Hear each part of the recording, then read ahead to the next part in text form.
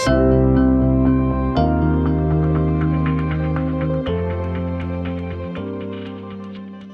and welcome to the Culture Corner Live. Emil Sutton here from Performance by Design with my good mate from the homeland, the motherland, Mark Bowden. Mark, how are you, mate?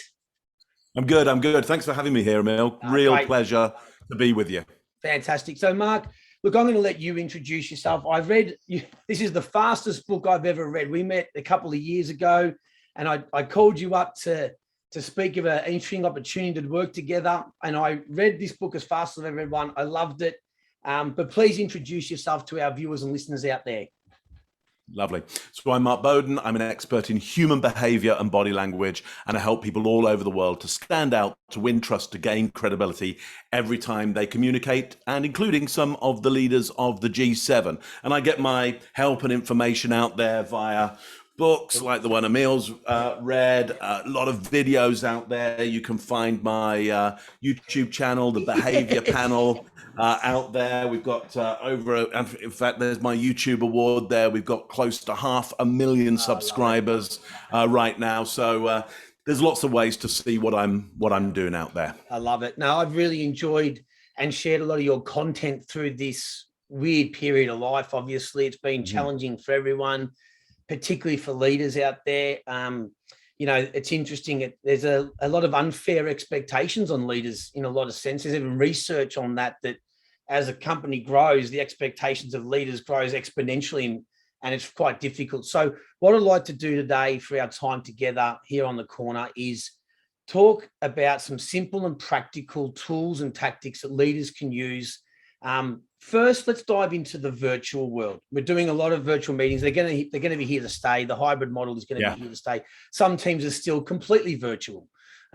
And even all your workshops and keynotes are still virtual. I'm lucky I'm out there a bit more, which is fantastic. But let's start with some real key cornerstone and fundamentals of your body language skills in the virtual realm.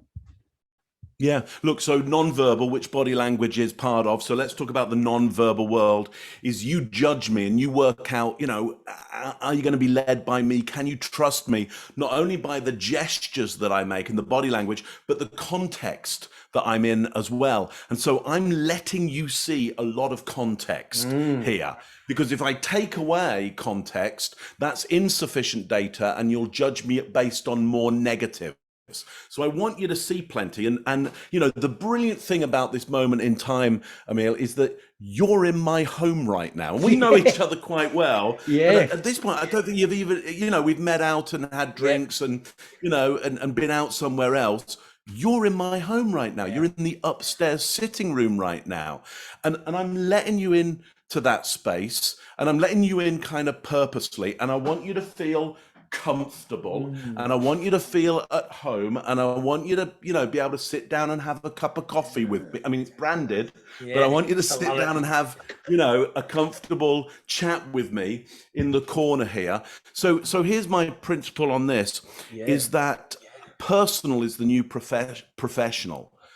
Connection is what you want. So you as a leader want to make sure that you're always pushing out elements that people can connect with as a human being, and you want to look out for them in others' environments. So if I think about your environment, Emil, out there, and I'm really super curious, because my guess is up there in that frame is that like an Aussie Rules shirt? Is that? Yeah, Aussie Rules jersey. I've been lucky enough to start a little footy team here in Toronto back in 2003. Really? This is my Etobicoke Kangaroos. We won a championship in 2008, and the team, framed a jersey with the medal and the photo of the team there. So that's really special to me. So good catch so far. So, and there wasn't. let me understand. There wasn't an Aussie Rules team in Etobicoke before you started that, or there was? What? No. There's a league. There was the Ontario League, but myself and a good mate Greg Everett and Sherelle Kelly. We started the 10th team back in 2003. So I had a bunch of mates from university who lived in Etobicoke. One quick email out, and I had a footy team. It was fantastic. So one last thought about that, Emil. Like, how does it feel to have come from Australia? Like, you've come to Canada, you come to Etobicoke, and you start a team. Like, how does that feel for you? Well, it's great because there's been relationships formed and children born out of it, because different groups have come together, and now we're sort of in our late 30s and early 40s. A lot of us have got kids, so there's a couple of children running around the world that have sort of been brought together by this group of friends meeting this group, and it feels actually wonderful. I love that that connection that you get with sport and community, and so there's a bit of that going on, which is fantastic. Yeah. So listen, let me unpack what just happened there, because that was small talk. Okay. And that was small talk that came out of something in your environment. But what I got to there was some of the driving values for you. Yes. You know, why you make decisions, not just the decisions about, hey, I'm going to start a sports team, but those values that came out there are why you do many things in your life. And if I want to lead you, I better understand your value system, okay? Because if, you know, and so we are all as leaders presented with a simple and practical opportunity here, which is to look at people's environments and go, I'm just curious. Tell me a little bit about that, you know, and just listen and ask more and stay curious, and you will get insights into what people's real drivers are. And now you might find you've got a way of motivating someone, or certainly connecting with them. Anyway, so give me your feedback on that, Amir. What do you think of that? I mean, you've hit it on the head. I mean, I grew up in a country town where, you know, I'd often come home from school and there'd be not a stranger, but a family friend and a local person from the community just sitting in there waiting for mum and dad to come home. And that was sort of the way the values I was brought up in a country town in the south of Victoria, Australia. So bringing people together and in making introductions and enabling connection. I mean, that might just be my purpose in life, to be quite frank. And our essence of our work at Performance by Design is connecting people and enabling them to have honest conversations to connect. So it's very connected to everything that I do. Right. So Amir, if I'm trying to lead you, okay, and I need you to do something, I need you to hit a goal, or I need you to, you know, or I want to offer you an opportunity that I want you to take. If I say to you, hey, I think we'd really be able to find a way for you to connect a lot of people together. See, you instantly nod your head and you go, yeah, I'd like that. I'd like that. Yeah. You know, but you know, and I might have what I want out of this project. Okay. But if I offer that to you, you may not connect with that because it's not part of your value system. And look, correct me if I'm wrong, because you know more about working teams than I ever would. Okay. but a great team has, you know, lots of different abilities in there, lots of different skill sets in there, which doesn't mean they all hold exactly the same value system. Okay, because they've got really good at what they do because they value different things. Yes.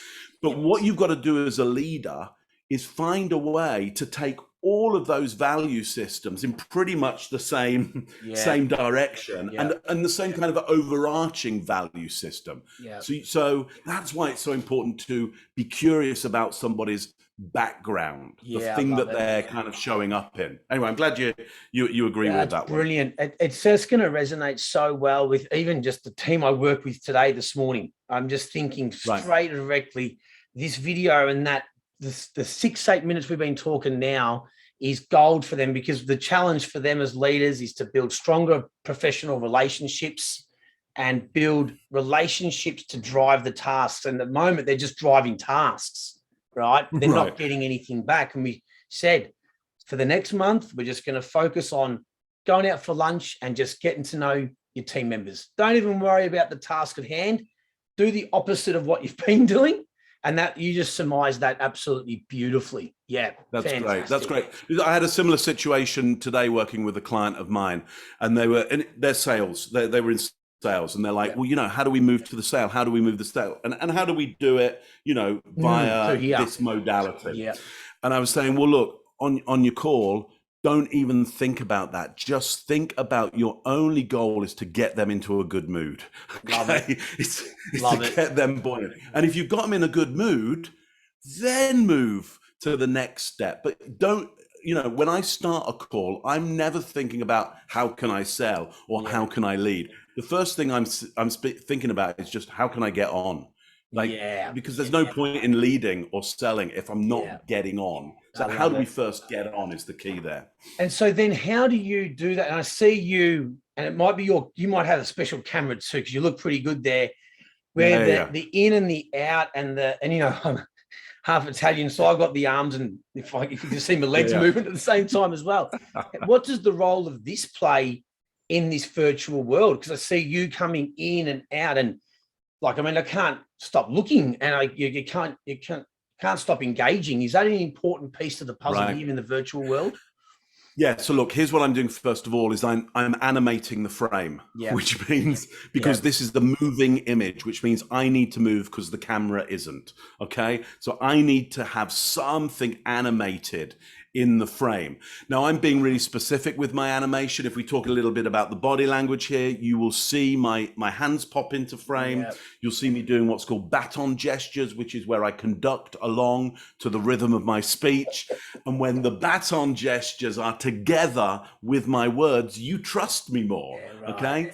You're seeing a lot of open palm gestures, a lot of open gestures, which let you know that you can be comfortable with me and you can trust me.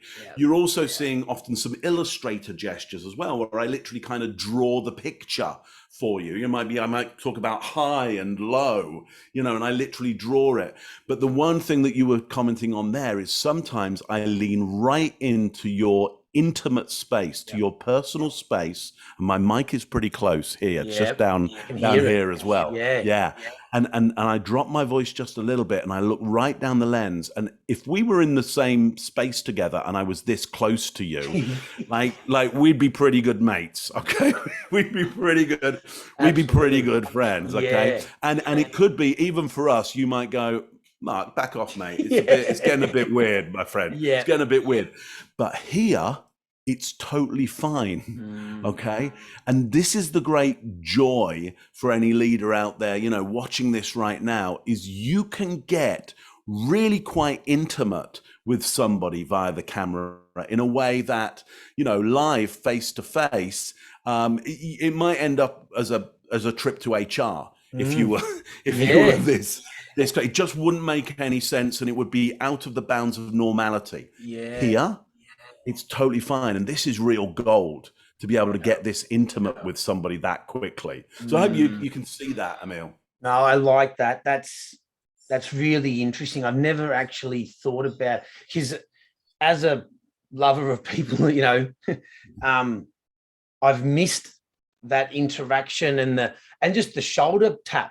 You're all right, mate. Got your back, sort of thing. Like those sort of gestures are really important. And but what's coming up for me is then, and you talked about, you touched it briefly on sort of personality profiles a little bit, because there's some people that are driven by getting tasks done and doing a lot of them, and that drives them. Whereas others love to do a task, but with precision, right? Or there's more introverted, relationship-oriented people that like harmony and are okay with being quite passive and making sure that everyone's feeling good. And then there's your extroverted, more people like myself who love being around people, telling a story, asking a question, you know, mingling with lots of people. It's been horrendous for my personality profile COVID because I'm like caged animal. Now, having said that, for the more introverted, you know, analytical blue types we talk about, COVID has been quite okay because they're quite happy to work behind the screen and not interact with people because they give them the irrits, right? Where does that show up? Because moving and talking naturally for maybe you and I is I guess, a natural feeling. What about those who are more introverted? Is it a skill? Like, do we train that? Is it a skill like anything else that we learn and we can develop? Yeah, I mean, look, there's no point in learning a skill if it's not going to help you get the result that you want to get. Okay, so look, you know, if we're dealing with, you know, somebody who we feel and they might feel that they're introverted, and we first of all got to go, look, how are you doing? You know, how are you performing? Are you getting the measures that you want, that we want? You know, are we happy with this, or could it be better? Okay, and then if it's like it could be better, I'd like to be doing better, then we might go, well, okay, so we see some people over here and they do pretty well at this, and then we'd go, do you notice anything about the way that they behave? Do you notice anything about that? Yeah. And the introvert might go, yeah, well, I see they're a bit more gregarious at certain times, or and then you might go, well, what do you reckon to that? Do you reckon, because I think you're right, that could be getting them some of the result that you want to get. And then you're just trying to help people try out the behavior. Just try it, and not here's what I'm never doing. Give me your feedback on this. I'm never going, hey, look, stop doing that. Like, don't do that anymore. And they're going, look, here's a role model. Here's somebody who does this really, really well, or they're just getting the result. Do you notice anything about that could be helping them get that? Yeah. Would you like to give that a try? Yeah. Now, often you might get a bit of pushback.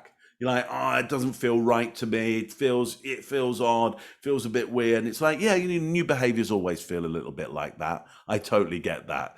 Yeah.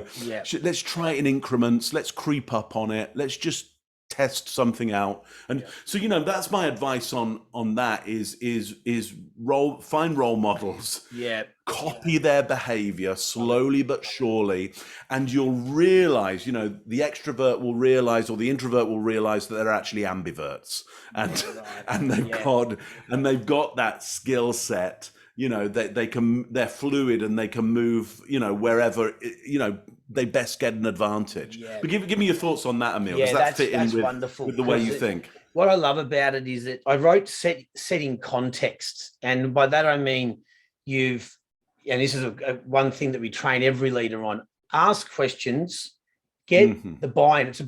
Get the dynamics of the situation right, and then start to work on, the mechanics of it all.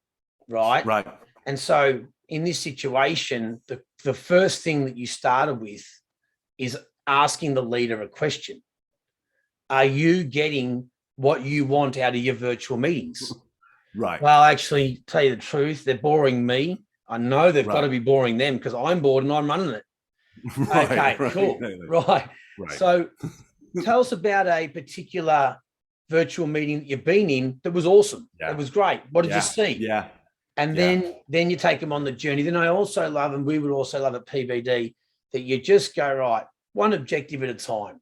For the next virtual meeting, just do a bit of these. Do a bit of truth plain action. Just open it up, and that will naturally see you probably feel a bit better, shoulders back, a bit of that Superman pose by, I think it's Amy Cuddy's work. That's right. Yeah. See, that's beautiful. And just the beautiful way that you actually explained it is deconstructing a very simple and practical tool for leaders. Get their buy-in through a question, understand where they're at, then suggest a behavior. I love it. No, it's just beautiful work.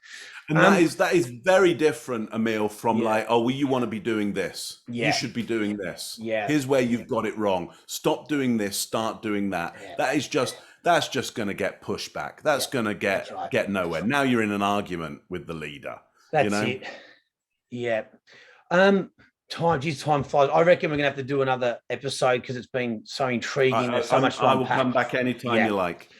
I just want to end on one thing, and I think this is, my little boy Rio just turned 3 the other day, and my background was in physical education, and I just wonder, for parents out there, we learn so much through body language, and so much learning happens, a lot through that age 8 to 13, 14, where the brain becomes a bit more conscious. What do you see the potential ramifications of COVID on our youth in that 8 to 13 age, where we sort of learn the cues of this means no and that means fine? Where's your head with that stuff for our children? Yeah. Well, look, I think here's the good news, because everybody, who has kids is going to be worried about all of this stuff. And here's the good news about it is children are specifically designed to survive. Okay? We have all accidentally dropped our kids in all kinds of ways, put them in all kinds of situations. It's like, wow, they're still alive. Well, they're actually just designed for that. They're designed for survival. Okay. So know that they are super quick studies. So anything that they missed out on earlier on, is actually, the difference can be quickly made up. Now, I know there might be some educationalists there and some behaviorists that might have an argument with that and go, yeah, but if you miss out this thing at this point, it can't be made up here. Well, yes, it can't be made up by the usual process of development, but it doesn't mean that you can't take them aside and go, you missed out this thing. Right. Okay. So one of the things I would be suggesting you want to be doing as a parent is know that they're survivors. Okay. Know that they'll get through it. Okay. Know that if you open up opportunities for them to experience something, they suck it up like a sponge. Okay. And that's a good thing and a bad thing. Okay. So you want to open them up to as much great experience as you can, knowing they will suck that stuff up. And if you notice that they have missed something, take them aside, make a little space for them and go, here's what I think you've missed. Let me teach you something here. Let me tell you what to look out for, because because they learn. You know, so quick. So I want people to be optimistic about this. It's not that this period won't have been detrimental, but that detrimental element does not have to last forever in their lives. That's great. That's already made me feel a lot better, worrying about stuff, because I can kind of catastrophize it all because I care, deeply about kids and that pivotal time of their life. But that's really sound advice, Mark. Absolute pleasure. We're doing this again. Absolutely guaranteed. Maybe in person in the near future. We'll definitely catch up for a beer or two. Mate, thank you so much for being on the Culture Couch Live, and we'll see you guys next time here in the corner.